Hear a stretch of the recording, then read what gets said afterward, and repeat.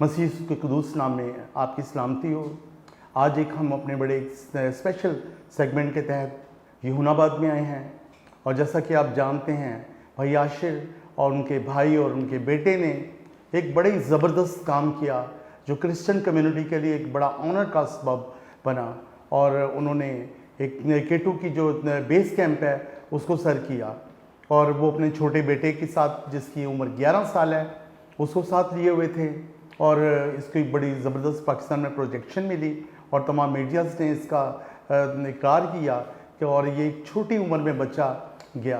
तो आज हम उसके घर आए हैं ताकि उनसे बात कर सकें कि वो किस तरह से किन मराहिल से गुज़रे, किन किन मुश्किलात को उन्होंने फेस किया। तो अभी हम आपको उनसे मिलवाएंगे। नाज़रीन, अभी हम इस बेटे के साथ एलिसर इसका नाम है और इसने अपने पापा और अपने चचा के साथ कॉनकोर्डिया बेस कैंप को अबूर किया जिसकी हाइट तकरीबन 15,390 फीट है और ये हाइट इतनी ज़्यादा है जहाँ पर ऑक्सीजन नहीं होती। तो मैं आपसे पूछना चाहूँगा कि कैसे सांस लेने में आपको प्रॉब्लम तो नहीं हुई जब आप ऊपर आए? कोई ऑक्सीजन का सिलेंडर आपने लिया हुआ था? नहीं, तो सांस चढ़ता था? सांस चढ़ता था जब हम थोड़ी सी मतलब कि फास्ट चलते थे। अच्छा। तब सांस चढ़ता था, लेकिन जब आराम से चढ़ते थे तब आहिस्ता आहिस्ता हाँ, तब इतना नहीं, तब सांस नहीं चढ़ता था। तो क्या आपने कहते हैं कि इतनी हाइट पर जब आप हो तो आपको अपने मुंह में कुछ रखना चाहिए, आपका मुसलसल जो मुंह है वो मूव करता रहना चाहिए, तो आपने क्या खा रहे थे? कुछ मुंह में रखा था आपने?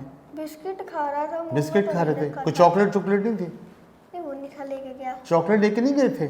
पापा ने चॉकलेट नहीं दी थी? नहीं, बिस्किट लिए थे ना। बिस्किट लिए थे आपने? अच्छा, तो रास्ते में भूख लगती थी जब तब हम क्योंकि साथ खाना ले लेते थे ना अपना। अच्छा। क्योंकि साथ राशन जाता तो उसकी वजह से सुबह हम खाना जो खाते थे तभी हम साथ अपने ले लेते थे खाना। खाने में क्या खाते थे आप? रोटी खाते थे और रोटी के साथ सालन। रोटी के साथ सालन भी होता था। और कोई स्पेशल चीज़? चावल स्पेशल है? कोई फ्रूट वगैरह भी था? याद नहीं आ रहा। नहीं, जब थक जाते थे आप रास्ते में चलते चलते तो क्या पापा को क्या कहते थे आप? पापा मैं थक गया हूँ, आप मुझे गोदी उठा लो। नहीं, गोदी उठाने का तो नहीं था। गोदी उठाने का नहीं कहा था क्योंकि उनसे खुद नहीं था चला जाता। तो क्या अच्छा पापा आपको धिक्का लगा रहे थे या आप पापा को धिक्का लगाते थे? डैडी तो आगे आगे चले जाते थे क्योंकि उन्होंने मेरी वीडियो बनानी होती थी। अच्छा। मैं और मेरे चाचू ही होते थे सिर्फ। अच्छा, वो पापा वीडियो बना रहे थे आपकी कि आप कैसे चल रहे हो? क्या क्या आपकी वो यानी कि फीलिंग्स थी उस वक्त? फीलिंग्स तो बहुत अच्छी थी पर ट्रैक करते यही था कब डर लगता था? डर तो बहुत लगता नीचे था। जब देखते थे कि ऊपर चढ़ते हुए? लेकिन ग्लेशियर जब टूटता था तब तो बहुत ही डर लगता अच्छा, था। तब आवाज भी आती थी। अच्छा, तो आपके सामने कोई ग्लेशियर वगैरह टूटा? कोई पाँव फिसलने का डर भी होता होगा? पाँव फिसलने का डर होता था ना। अच्छा, वहाँ पे आपको मामा याद आई? याद आई है, मामा वो तो आती है। अच्छा, नहीं मामा से फ़ोन पे भी बात होती थी? नहीं, वहाँ पर सिग्नल नहीं होते थे। तो फिर कैसे आप फील करते थे कि मामा पापा से सारा कुछ मामा पापा का काम चलता होगा? तो रात को जब आप सोते थे ठीक नींद आती थी? थके इतना आते थे, नींद बहुत जल्दी आ जाती थी। तो इतनी सर्दी में नींद कैसे आ जाती थी? स्लीपिंग बैग होते हैं। अच्छा, स्लीपिंग बैग होते हैं तो वो कवर कर लेते हैं आपको? जी। सर्दी लगती होगी बर्फ में? सर्दी लगती है रात के वक्त। अच्छा, रात के वक्त काफ़ी ज़्यादा सर्दी लगती है जी। अच्छा, तो कितने यानी कि मुसलसल 4 दिन तक 7 दिन तक ट्रैवल? नहीं, पूरे 13 डेज। नो, सिर्फ जो आपकी हाइकिंग थी अपवर्ड जो थी ना हाइकिंग आपकी, तो वो तकरीबन 7 डेज में। तो 7 डेज में आप कितनी देर चलते थे और कितना रेस्ट करते थे? क्योंकि जब हम चलते थे तो थक जाते थे। अच्छा। तो उसकी वजह से फिर हम थोड़ी देर के लिए रेस्ट लेते थे, उसके बाद फिर चलते थे। कंटिन्यू आप कितना चलते थे? आधा घंटा 1 घंटा। फिर रेस्ट कर लिया, फिर चल लिया। जी बेटे वाइस एलिसर, तो आपकी मैं फीलिंग पूछ रहा था कि जब आप चल रहे थे इस ट्रैक पे तो किस तरह से आपको महसूस हो रहा था? बस थकान। थकान बस, और नहीं और कुछ? ये भी फीलिंग हो रही थी कि मैं अपनी कामयाबी के पास पहुंच रहा हूँ। ओह वाह, ज़बरदस्त ज़बरदस्त। ये देखिए, मैं आपको बताना चाहता हूँ कि इस छोटे से बच्चे में इतनी करज, इतना हौसला, ये बहुत सारे जो हमारे नाज़रीन देख रहे हैं, जो स्पेशली जो छोटे बच्चे हैं, मैं समझता हूँ कि उनमें करेज होनी चाहिए। अगर आप में करेज है, आप में हौसला है, हिम्मत है, तो आपके रास्ते में कितनी भी रुकावटें हों, कोई भी मुश्किल हो, परेशानी हो, आप उसको अबूर कर सकते हैं। सिर्फ जो हौसला और हिम्मत ही है जो हमें आगे अपनी अगली मंजिल पर ले जा सकती है। तो आई बिलीव कि जब ये बच्चा अभी तो 11 साल का है, और जब ये बड़ा होगा तो ये बड़े बड़े पहाड़, और केटू क्या, ये दुनिया की जो सबसे बड़ी बुलंद चोटी है, ये उसको भी सर करेगा, आई होप। क्योंकि जो इसका एक्सपीरियंस अभी से बन रहा है ना, बहुत बड़े पूरी दुनिया से लोग हमारे मुल्क में आते हैं इन चोटियों को सर करने के लिए, देखने के लिए। लेकिन जो हमारे मुल्क में भी बहुत से लोग हैं जो इसका शौक़ रखते हैं, और स्पेशली हमारे भाई आशिर, जिनके दिल में ये ख्याल आया कि वो अपने फैमिली के साथ और दूसरे लोगों को भी इस बात की तरफ माइल करें कि वो जो पाकिस्तान के अंदर इतने खूबसूरत सीन हैं, नज़ारे हैं, और बुलंदो बाला चोटियाँ हैं, बहुत सी वादियाँ हैं, सीन, और उन्होंने इस बात का बेड़ा उठाया। ताकि मैं चाहूँगा कि आप उनको ज़रूर ज्वाइन करें, ताकि वो आप उनके साथ जो पाकिस्तान के दीगर इलाकों की सैर भी कर सकें, और वो आपको इसके बारे में पूरे तौर से गाइड भी करेंगे, ताकि आप उनके साथ ये सफ़र कर सकें। तो आशिर भाई, मैं आपको बहुत बहुत मुबारक देता हूँ कि आपने अपने छोटे बेटे के साथ इतना बड़ा रिस्क लिया, और कहते आपने इस जगह पर पहुँचे, और पूरे पाकिस्तान में, क्रिश्चियन कम्युनिटी में, पूरी दुनिया में एक अपने मुल्क का नाम भी रोशन किया, और पूरी दुनिया में एक आपकी पहचान बनी है। Thank you very much. खुश हो ना आप? जी मैं खुश हूँ। खुश हो ना आप? आगे भी पापा के साथ जाओगे, या कहोगे कि नहीं पापा मैंने नहीं जाना? जाऊँगा। जाओगे आगे? जी। ठीक है, डर तो नहीं लगता? नहीं, अब नहीं लगता। अब नहीं लगता डर। तो ये देखें, ये बच्चे का हौसला और इसकी दलेरी देखें कि वो बिल्कुल न डर है, और वो बुलंद पहाड़ों से, बर्फ़ से, ठंडे मौसम से, बर्फ़ से बिल्कुल भी खौफसदा नहीं है। और अच्छा, तो अभी हम इनके जो वालिद हैं आशिर भाई, उनसे बात करेंगे। आशिर भाई, मैं एक और क्वेश्चन आपसे करना चाहता हूँ। जी जी। कि ये जो रास्ता है किस किस्म का था? यकीनन इसमें कोई आपका कोई जानवरों से और रास्ते के ख़तरात से भी काफ़ी, यानी कि इस तरह का पुरखतर रास्ता था, थोड़ा सा हमारे नाज़रीन को बताएं। मैं आपको सबसे पहले तो ये बताऊं कि जानवर वहाँ पे हमें नहीं दिखे। अच्छा। हमने किसी भी एक जानवर वैसे को नहीं हैं? देखा, और कहा भी ये जाता है कि वहाँ पे जानवर नहीं है। हमारे साथ जो हाई एल्टीट्यूड पोर्टर था, उसने हमको लोमड़ी के पाँव ज़रूर दिखाए थे। जी जी जी। कि पाँव के जो निशान थे वो दिखाए थे कि ये जो है वो कनकोडिया में, लेकिन मशहूर यही है कि वहाँ पे जानवर नहीं है। और जो ट्रैक की बात है, तो पहले दिन का ट्रैक जो है वो पत्थरों पे होता है। स्टार्ट जब अस्कोली से होता है, कोई 8 किलोमीटर चलने के बाद हमें एक ग्लेशियर को क्रॉस करना होता है। वो ग्लेशियर छोटा सा ग्लेशियर है, लेकिन वो बड़ा ख़तरनाक ग्लेशियर है। ग्लेशियर हमेशा ही ख़तरनाक होते हैं, और जब उनके अंदर से पानी आ रहा हो और हमने उस जगह से गुजरना हो जहाँ के से नीचे से पानी आ रहा है, तो फिर वो ज़्यादा खतरनाक इसलिए बन जाता है कि वो ऊपर से किसी भी वक्त गिर सकता है। तो उस ग्लेशियर को क्रॉस करने के बाद फिर पत्थर का जो है ट्रैक शुरू हो गया। पहले दिन का ट्रैक इतना ख़तरनाक नहीं है, लेकिन इस लिहाज से ख़तरनाक है कि अगर हम ऊंचाई पे जा रहे हैं, नीचे साथ साथ दरिया चलता है, तो अगर हम ऊपर से गिरते हैं तो वो और अच्छा, नीचे दरिया? हाँ जी, ये दरिया हमारे एंड तक चलता है। अभी आपको मैं दरिया की कंडीशन भी बताता हूँ क्या होती है। तो दरिया चलता है, तो पहला दिन पत्थर पे, दूसरा दिन पत्थर पे, मतलब दूसरा दिन हमें पायु पे पहुंचना होता है। मतलब वो पत्थर भी नुकीले और बड़े खतरनाक नुकीला, और फिर वहाँ पे मिट्टी के भी पहाड़ रास्ते में आते हैं, और वो मिट्टी के पहाड़ इस लिहाज से खतरनाक है कि अगर वो कोई तोदा ऊपर से टूटे तो बंदे के ऊपर वो गिर सकता है। वो इलाका इस लिहाज से खतरनाक है। और फिर ये है कि बिल्कुल साथ दरिया है, बंदा गिरता है या पत्थर गिरता है तो बंदा नीचे दरिया में भी जा सकता है। तो दरिया का पानी नहायत ठंडा होता है, बर्फ ही होता है, क्योंकि वो बर्फ से रहा होता है। जी जी। अच्छा, इसके बाद फिर आगे चलते हैं। फिर हमें एक नदी है जो ग्लेशियर से पिघल के आ रही होती है, जी जी। वो तो उसके अंदर से गुजरना होता है। वो नदी के अंदर से? वो चौथे दिन का ट्रैक होता है। तो चौथे वो दिन कितनी उसकी जो चौड़ाई होगी कम से कम कोई 25 से 30 फीट होगी। और गहराई उसकी? गहराई जो है वो जब हम गुजरे थे तो वो तकरीबन यहाँ तक थी। ओके।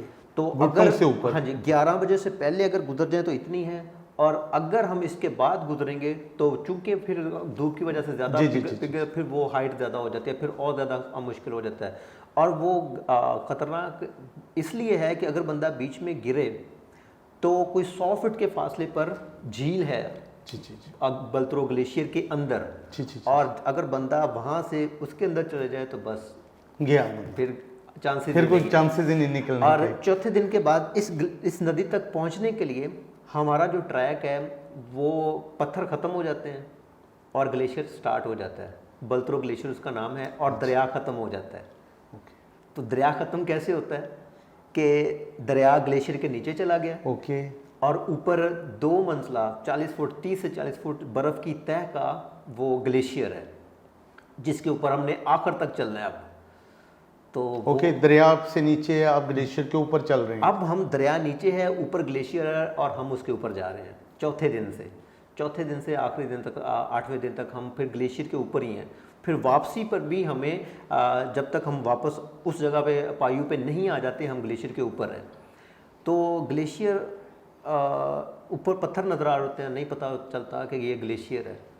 किसी जगह पे आप चलते हैं तो आपको अंदर की साइड पता चलेगा, ट्रैक जो है दरिया का शोर तो आता है आपको? बिल्कुल, पानी आ रहा है। जहाँ पे करवस है वहाँ पे दरिया का शोर आपको मिलेगा। पानी तेजी से गुजरा। करवस वो होता है कि बर्फ टूट के अंदर गिर चुकी है और ऊपर से जगह खाली हो गई है। ओके। तो वहाँ से पानी का शोर आपको महसूस होगा। और करवस वो ग्लेशियर खतरनाक है ही इसलिए है कि अगर आप बारीक तह पे चले गए हैं और वो जो है आप जिस जगह पे हैं वो बर्फ़ की तह जो है वो बारीक है, तो अगर वो टूट गया तो आप अंदर जाते हैं तो फिर और आपको इसका अंदाजा नहीं कि कहाँ से सख्त है और कहाँ से वो अंदाजा। तो कोई आपको गाइड करता है? जी बिल्कुल, ये जो गाइड होता है वो स्पेशली साथ होता है। उसकी बगैर हमको परमिशन नहीं मिल सकती है गवर्नमेंट की तरफ से, आर्मी की तरफ से परमिशन नहीं। लेकिन फिर भी कुछ नहीं कह सकते। लेकिन कुछ कहा जा देखें कि ट्रैक जब तक नज़र आ रहा है तो ठीक है, अगर बर्फ़बारी हो जाए तो ट्रैक नज़र नहीं आता है। बर्फ़बारी, ताज़ा बर्फ़बारी की वजह से वो ट्रैक जो है वो छिप जाता है, और हमें छठे दिन पे बर्फ़बारी जो है उसका सामना करना पड़ा। हमने छठे दिन का ट्रैक बर्फ़बारी में किया हुआ है। तो बर्फ़बारी हमारे 5वें दिन की रात को शुरू हो गई थी। जैसे ही हमने अर्दुकस को क्रॉस किया तो बर्फ़बारी रात को जो है शुरू हो गई। हमने सुबह उठे, बर्फ़बारी हो रही थी, लेकिन हम वहाँ पे रुकना जो है बेवकूफ़ी है। उसकी वजह यह है कि आपको पता नहीं कि यहाँ पे कितने दिन बर्फ़बारी रहनी है। ओके। तो हमारे पास राशन जो है उस हिसाब से होता है कि हमने इतने दिन में इसको कवर करना है, वरना राशन की कमी आ जाएगी। आप यानी कि तकरीबन 8 दिन का जो राशन है नहीं, 13 दिन का, 13 से 14 दिन का राशन जो है वो होता है आपके पास होता है, कैरी किया होता है आपने? हाँ जी, वो पोर्टर्स जो हैं वो लेके जाते हैं। वो पोर्टर्स हम बता के जाते हैं कि इतने पोर्टर हैं, और उनकी तादाद की बेस पे जो है भी इजाज़त जो है मिलती है। अगर वो नहीं है तो आपको परमिशन नहीं होगी। अच्छा, तो क्या खाना आप ठंडी खाते हैं या गर्म? नहीं, अंडे साथ में होते हैं। कोशिश होती है कि हर गर्म चीज़ को लिया जाए साथ में। जी जी। लिए ड्राई फ्रूट जो है वो होता है ज़रूरी, और फिर चाय वगैरह का रास्ते? चाय तो लाजमी है। अच्छा, चाय अच्छा। कॉफ़ी जो है चाय आपने थर्मोस में रखी हाँ होती जी, है? वो होती है। और पानी जो होता है, पानी है, हमें बताया गया था कि आप जहाँ के जाते हैं उधर का पानी यूज़ करें। वो आपके जो सांस लेने में आपकी जो कमी आ जाती है ना, ऑक्सीजन की कमी को वो पूरा करेगा। हाँ, ये बच्चा जो है इसकी वहाँ पे पहुँचने की वजह भी ये है कि हमें बताया गया कि वहाँ की बर्फ़ खा लें। अच्छा। वहाँ का पानी पीते जाएं। अगर बर्फ़ नहीं है तो मिट्टी है तो मिट्टी खाते जाएं। अच्छा। तो आपका जो वो सांस का लेवल है वो बराबर करेगा। वो मेरे ख्याल में था कि शायद आपने कोई ऑक्सीजन नहीं, ऑक्सीजन का ख्याल था, लेकिन प्रोवाइड नहीं हो सकी थी क्योंकि कोरोना की वजह से ऑक्सीजन के सिलेंडरों में कमी थी। जी जी। तो हम नहीं लेके जा सके, लेकिन वहाँ का पानी यूज़ किया है, बर्फ़ यूज़ की है, जिसकी वजह से ऑक्सीजन। तो बस ये है कि चौथे दिन के बाद बर्फ़ के ऊपर चलना होता है, बलत्रो ग्लेशियर के ऊपर चलना होता है। उसी के ऊपर चलना है। चौथा, 5वां, 6वां, 7वां, 8वां, 9वां, 10वां ये दिन जो है। 10वें के बाद आप 11वें और 12वें दिन दोबारा फिर आप ज़मीन पे आते हैं। क्या बात है। अच्छा, वहाँ पर पहुँच के इस हाइट पर K2 की जो आपने चोटी तो आपने बिल्कुल क्लियरली देखी? बिल्कुल। ये हमारी खुदावंद की बहुत मेहरबानी है हम पे कि कहा जाता है कि केटू जो है अपना जो चेहरा नहीं दिखाता है। हम 22 जुलाई को पहुँचे हैं, बादल थे उस वक़्त, क्योंकि छठे दिन पे तो बर्फ़बारी हुई थी, तो बादल थे उस वक़्त। तो जब हम पहुँचे हैं, इसका जो वर्ल्ड रिकॉर्ड का टाइम है वो 4:45 है, कनकोडिया बेस कैंप, और 22 जुलाई। तो हम वहाँ पे जब 22 जुलाई का दिन फिर आपके लिए बड़ा लकी जी बिल्कुल लकी दिन है। खुदावंद की मेहरबानी से। तो 6:45 बजे के करीब जो है K2 हमें बिल्कुल क्लियर नज़र आया, बादल ख़त्म हो गए, K2 क्लियर जो है वो नज़र आया। सिर्फ K2 की बात कर रहा हूँ मैं, बाकी अभी उसके पास ब्रॉड पीक थी, बाकी पहाड़ जो थे उनके गिर्द अभी बादल थे। रात हुई, अभी जब हम सुबह उठे हैं, मैं सुबह 6 बजे उठ गया, उठते ही मैं बाहर निकला तो हर पहाड़ बिल्कुल क्लियर, आसमान नीला नज़र आ रहा था। सारा दिन हमें ऑफिशियली वहाँ पे रुकना था गवर्नमेंट के रूल के मुताबिक पोर्टर्स के रेस्ट के लिए। तो 23 जुलाई हम सारा दिन वहाँ पे रहे हैं। तो सराउंडिंग जो थी, वो जितने भी पहाड़ थे वो सारे के सारे क्लियर थे। क्या बात है, खुशकिस्मत है फिर आप तो। खुशकिस्मती सिर्फ उस खुदा की है जिसके लिए चौथे दिन के बाद जो मैं दुआएं कर रहा था खुद इसकी कामयाबी के लिए, कि पीछे हटना जो है नाकामी वो मुझे कबूल नहीं है और कामयाबी तेरे पास है। इतने छोटे बच्चे को जो कि यहाँ की सर्दी में बीमार हो जाता है, वहाँ पे लेके जा रहा हूँ, तो ये तो ही कर सकता है। और नो डाउट देखें, खुदावंद आपके साथ था, खुदा के पाक फरिश्ते आपके मुहाफिज होने के मानते, और वो आपको इस बुलंदियों पर ले गया। मौसम देखें कि मौसम को कंट्रोल में किया हुआ था। दिन के वक्त अगर वहाँ पे हमें दिन के वक्त हवाओं का सामना होता तो बहुत ज़्यादा परेशानी का सामना होना था हमें। सारा दिन हवा नहीं चलती थी, अच्छा, धूप थी, सिर्फ सिवाय छठे दिन के अलावा। छठे दिन बर्फबारी में भी हवा नहीं चली, बर्फबारी जरूर थी लेकिन हवा नहीं चली। लेकिन हर रात को हवा शदीद तेज होती थी। हर उस वक्त रात आप को। कैंप में होते थे? उस वक्त जैसे ही सूरज गुरूब हो जाता था तो हम अपने कैंपों के अंदर हैं, क्योंकि सूरज अगर आपके ऊपर नहीं पड़ रहा तो आपको ऐसी ठंड लगना शुरू हो गई है कि वो आपकी बर्दाश्त से बाहर है। तो फिर हम कैंप के अंदर जाते थे और फिर अपने वो बैग्स के अंदर होते थे। कैंप आपने कैरी किए हुए थे या वहाँ पे? नहीं, वो पोर्टर्स लेके जाते अच्छा, हैं। ओके। हमारे पास सिर्फ हमारा पर्सनल जो चीज़ें होती हैं हमें वो कैरी की होती हैं। ओके। मैं चाहूँगा कि आपकी मिसेस से भी थोड़ा सा हम पूछें कि उन्होंने कैसे आपको इजाज़त दी इस छोटे से नन्हे से बच्चे को अपने साथ ले जाने की। तो मैं चाहूँगा कि उनसे भी हम चंद सवालात करें। नाज़रीन, इस वक्त एलिज़र की मामा भी हमारे साथ हैं, उसकी छोटी सी बहन भी हमारे साथ मौजूद है, पापा भी मौजूद हैं। तो ये पूरी फैमिली इस वक्त हमारे टीवी चैनल पर मौजूद है। तो मैं चाहूँगा कि उनकी मामा से कुछ क्वेश्चंस करूं। चिबाची, आपने जब इसके पापा ने कहा कि इस बेटे को एलिज़र को लेकर जाना साथ, तो आपने बड़ी खुशी इजाज़त दे दी? खुशी तो नहीं इजाज़त दी थी। अच्छा। मैंने पहले मना कर दिया था कि आप पहले खुद चले जाएं, इतनी ख़तरनाक जगह है जी और दुश्वार गुजार भी है, तो आप पहले खुद चले जाएं, उसके बाद जाके देखिएगा तो फिर बाद में से ले जाइएगा। अच्छा। तो मैंने कहा कि नहीं, फिर बाद में फिर नेक्स्ट ईयर पे बात चली जानी है, तो अभी ले जाता है। आपको इस बारे में कुछ अंदाज़ा था कि जिस रास्ते पे आपके मियाँ और आपका बेटा जा रहे हैं ये काफ़ी ख़तरनाक है? हाँ जी, थोड़ा सा पहले पता था, लेकिन इतना ख़तरनाक है इसका नहीं अंदाज़ा था? हाँ जी, इसका बाद में पता लगा आपको? हाँ जी। तो जब ये रास्ते में थे तो आप तो ज़रूर दुआएं करती होंगी कि स्पेशली मियाँ के लिए नहीं, शायद बेटे के लिए ज़्यादा करती हूँ? हाँ जी, जब ये ट्रैक पे थे तो फिर यानी कि वो जो 13 दिन थी, इन लोगों से बात भी नहीं हो सकी थी फ़ोन पे, सिग्नल्स की वजह तो इस से। दौरान में तो ज़हरी बात है कि हाँ जब राब्ता भी ना हो और कहते मियाँ और छोटा सा इतना प्यारा सा बेटा दूर हो और ये भी आपको पता हो कि वो एक ख़तरनाक ट्रैक पे हैं, तो फिर कैसे दिल तो धड़कता होगा। हाँ जी, सारा दिन यानी कि दुआ ही मैं करती रहती होती थी, रोती रहती थी खुदा के आगे कि खुदावन से खैर सलामती से वापस लेके आना। मेरा ईमान है कि जैसे वो गया है वैसे ही खैर सलामती से आएगा। आमीन आमीन। देखिए, ये बात ये है कि जो वालिदैन की दुआएं हैं, आपके स्पेशली जो मदर की दुआएं हैं, तो वो तो खुदा सुनता है ना। और ये बड़ी बात है कि आपने एक हौसला किया, और स्पेशली इसके पापा को मैं दाद दूंगा, अशर भाई को, कि उन्होंने बड़ी हिम्मत की कि अपने बेटे को साथ लेकर गए और खुदावन ने इनको फतह बख्शी, कामयाबी दी। तो आपके लिए बड़ा खुशकिस्मत है आप कि आपने ये सफ़र का आगाज़ किया खुदावंद ने आपको इज़्ज़त दी पूरे पाकिस्तान में, बल्कि पूरी दुनिया में। इस बेटे के वसीला से, आपके वसीला से खुदावंद ने मुल्क का नाम रोशन किया, पाकिस्तान में क्रिश्चियन कम्युनिटी का नाम रोशन किया। और मेरी दुआ है कि आने वाले दिनों में खुदावंद आपको और ज़्यादा इस्तेमाल करे, आप इससे ज़्यादा बड़े जो चोटियाँ पाकिस्तान में, खुदावंद का शुक्र है कि खुदा ने दुनिया की 5 जो बुलंद तरीन चोटियाँ, इसके अलावा भी बहुत चोटियाँ हैं, लेकिन खुदा ने 5 बुलंद तरीन चोटियाँ पाकिस्तान में रखी हैं। आप सभी सर करें और खुदावंद आपको बरकत दे। God bless you. तमाम जो हमारे नाज़रीन हैं शलोम टीवी के देखने वाले, और वो हम इनकी तरफ सर उनको हाथ हिला दीजिए। God bless you all.